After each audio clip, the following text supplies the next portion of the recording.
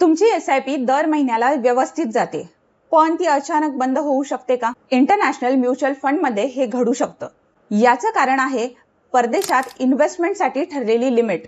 सेबीने mutual fund इंडस्ट्रीसाठी overseas इन्व्हेस्टमेंटची एक overall limit ठेवली आहे.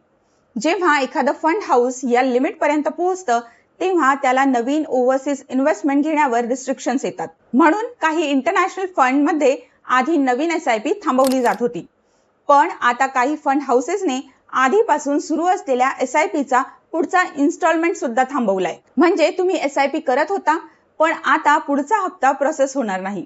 पण इथे काहीही घाबरण्याची गरज नाहीये. तुमची आधीची इन्व्हेस्टमेंट आणि आधीचे युनिट्स हे पूर्णपणे सुरक्षित आहेत.